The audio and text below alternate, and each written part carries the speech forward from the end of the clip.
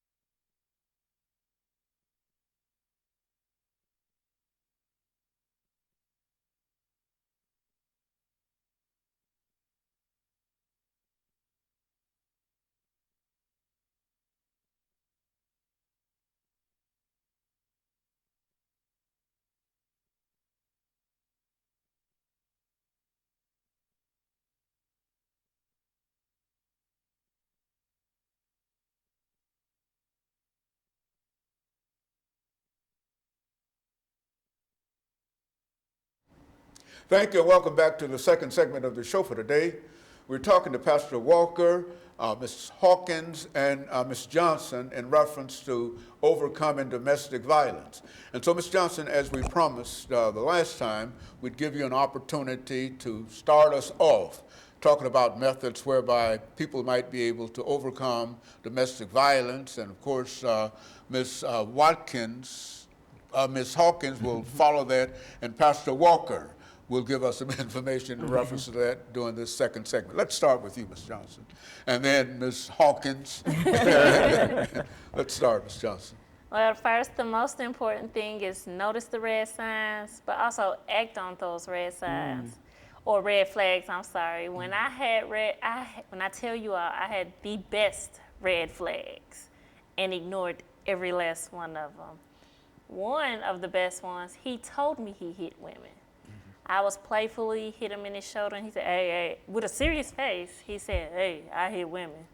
And I was like, whatever. I didn't think anyone was that bold to say that. And then I met his mom, and his mom said, I'm gonna pray for you for getting involved with my son. And the third best red flag I had was he was going to court on a pending domestic violence charge. And I ignored, and this was in the first month that I met him, I found all this out. And went nowhere. And then 6 years later, that very man, and 3 children later, my life was almost taken. So notice those red flags, act on those red flags immediately. What do you think about that, Ms. Hawkins? I totally agree. A lot of times we want everything to gleam to be gold, and it's not. You know, we want what we think we want. And we also need to look at our children. Look at the ones that's being involved in it, because we take down a whole family with dealing with someone who really don't care anything for us, have no respect at all for us. And I suggest counseling, not only for the surviving, because I say that we're always surviving, so we're not a survivor because we hadn't completed it. Get counseling for the surviving as well as the children. A lot of times the children are overlooked in that process because they may not have been the one physically, but that mental picture that we paint in their head for them listening to night after night, you know, watching mom get up and clean up her broken up house and trying to hide bruises, thinking that's normal. We want our children to know that violence is not the new normal. We need to take on the whole aspect of anyone that was connected as a support team to get the help. That's the main thing into working with them. And whomever we get involved with, they have to know up front, this is what happened. And you have to set your boundaries. Because of this happened, I cannot allow this, or this at no time. And once we set those boundaries, stand on those boundaries. It doesn't do any good to have them set, like Sparkle said, see the signs and know they're there, and you still work on it as if you're God. So we can't ask him to help us if we're not going to take the help that he gives us. Pastor.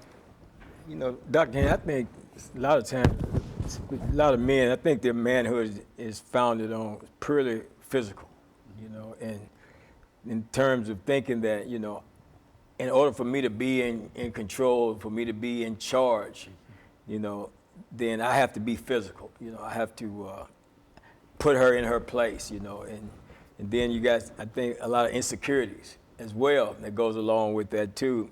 Man being insecure in terms of, in a woman here, a man wants a strong woman, but then when she displays her strength, then he becomes challenged or fearful, or that insecurity kind of rises to the surface, you know, and he's got this thing that goes on in his mind, you know, well, I'm going to put you in your place, and the only way that he know how to do it is through violence, you know, which makes no sense at all.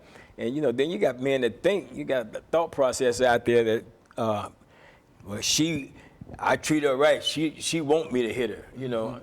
She ain't satisfied unless I put my hands on her and stuff like that. Of course, you know, we all know that don't make sense at all whatsoever. But that's a thought process that's out there that men walk around with, you know.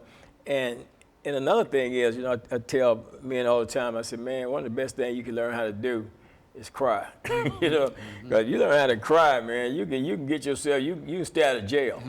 You can avoid being an abuser, because a lot of times what it is, man, you know, you receive pain and hurt, emotional pain and hurt, and instead of dealing with that pain, then what you want to do is share it. You know, and then when you're sharing it, and it's not like you're sitting down having a conversation, say, well, you know, when you said this, my feelings were hurt or something like that. No, it's not that. You know, I'm going to share my pain with you in a physical way, because my manhood is founded on purely physical things, you know, and that's how I control. You know, if I'm dealing with another individual, another man, you know, you step to me, you know what I'm saying, we're going to get physical. You know, and then same thing, you know, that mindset, you know, goes into our relationships, you know, with women as well. So, and that's a lot out there, man, that, you know, that men deal with. And when you're afraid to deal with yourself and to confront your own self and deal with your own issues, then what you'll do, man, you'll lash out at the person that's closest to you, and then you'll end up hurting them. And then now you want to run and say, well, I'm sorry, I won't do it again, you know, this will never happen again. But at the same time, how can you say that when you haven't dealt with the core issue that caused you to do it in the first place? So in other words, you're just mouthing some stuff off. And then, you know, like you said, you know, you hang around, and the red flags are there, but like you say, you ignore the red flags, but this guy's flying red flags everywhere. The woman's ignoring him, he's ignoring, he's not just ignoring, he's just not dealing with them. You know, I'm just not going to deal with it. You know, I'm a man. You know, I can handle mine. And in all reality, you're not handling anything. And you're the cause of all of mine anyway. Oh yeah, without a doubt, yeah. A lot of times they don't even think that they are the issue.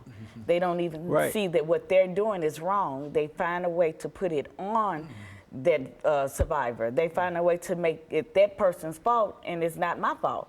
So no matter how many red flags, you see red, he see green. So he's going to keep going because, like he said, he's proving his manhood. I'm flexing to you. Very good. And so what we'll do, we'll take our second commercial break, and then when we come back, we'll have 10 minutes to sort of round this off. And I think the information that you're giving now is excellent. It's information that is much needed, and I think it does point a way how people might be able to overcome some of the challenges of domestic violence. And of course, we'll be back with our audience following this very, very short commercial break.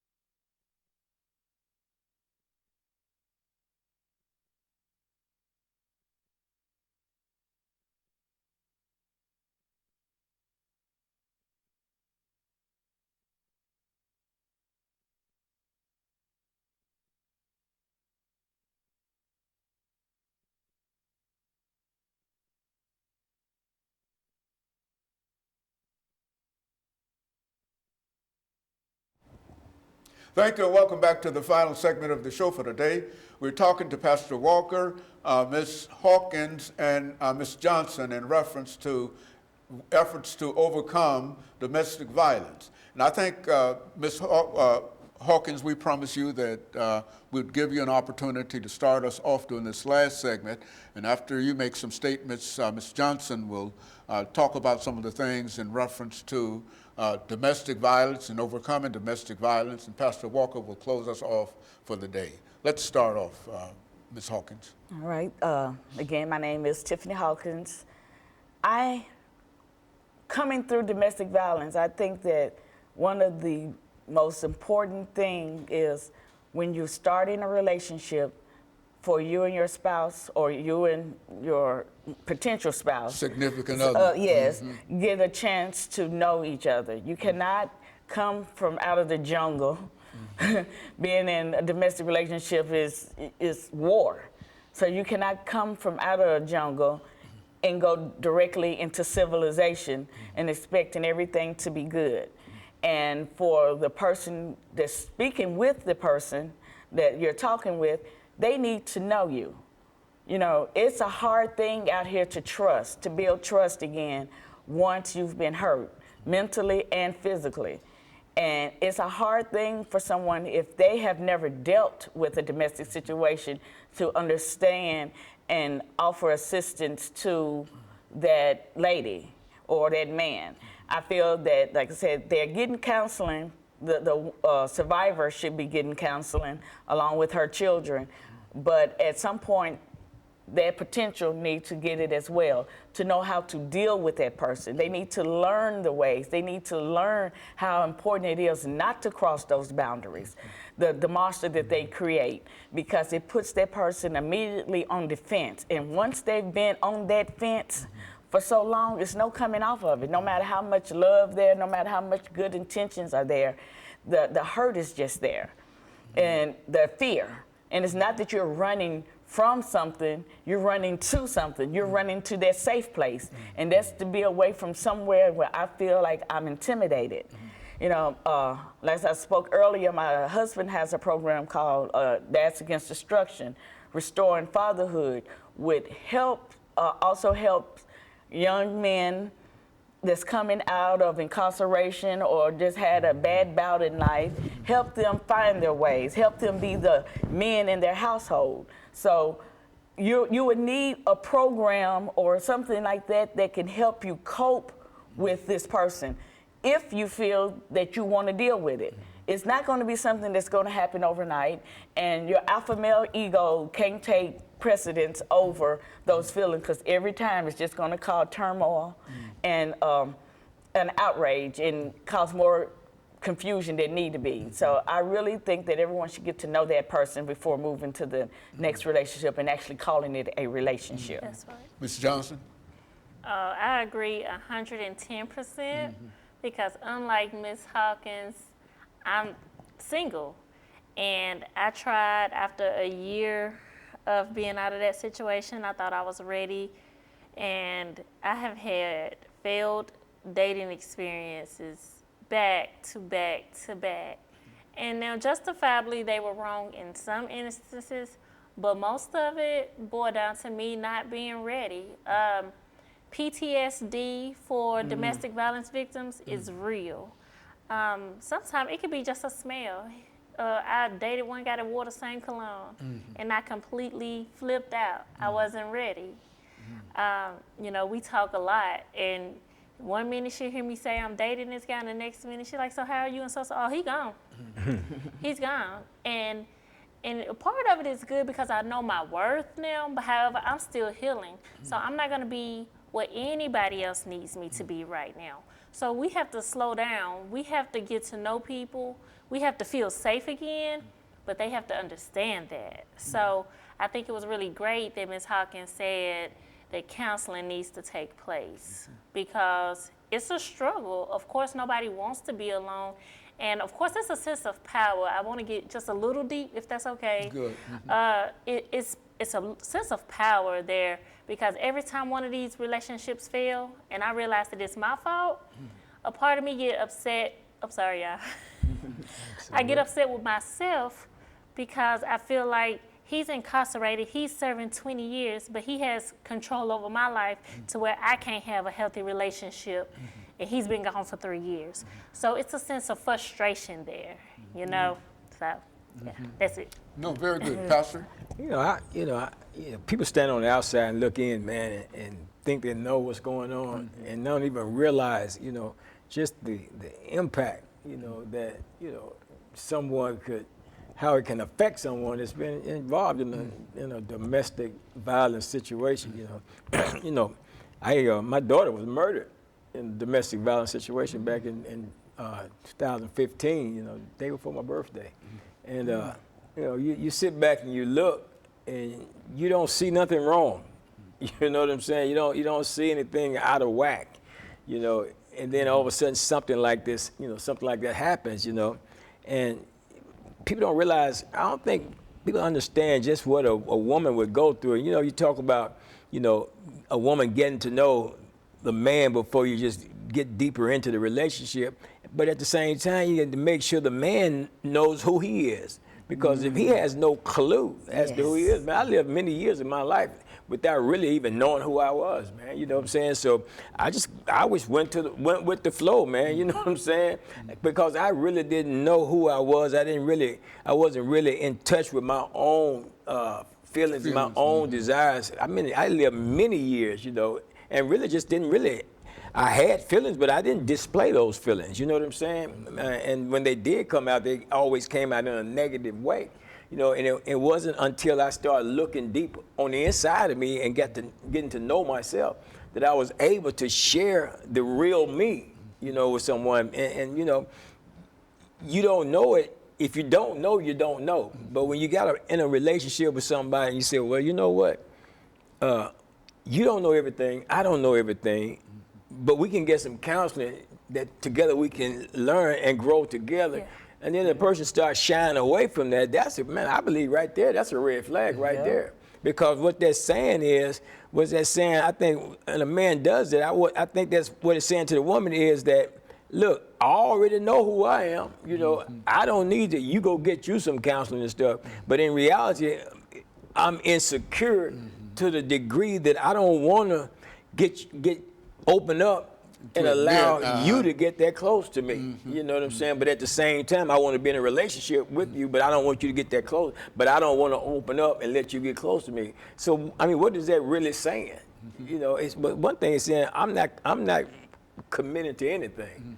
You're going to be with me on my terms. If you can't be with me on my terms, then we just won't, it's just not going to happen. And so in a real sense, it always pays to talk about what's going on in a real sense. Absolutely. You have to. Communication. And that's why each of you keep talking about counseling. But you don't have to go to an official counselor. There ought to be somebody within all of our lives that we can talk to about these kinds of situations. Would that be? A lot of times, especially dealing with domestic, that's not going to happen. Because what you don't want to do is pour your heart out to someone and you're hurting, and you hear it again. It's thrown back up in your face, whether they've told someone or they blurted out in the heated of an argument, and that knocks you down one more level because here you have opened up to this person and poured yourself out, and they done that. So, but if I go to a professional, I can sue you. So, you're saying if you tell my story, then so they have a reason not to talk. That's just me personally. Very good. And of course, let me thank the three of you for bringing by that excellent information in reference to overcoming domestic violence.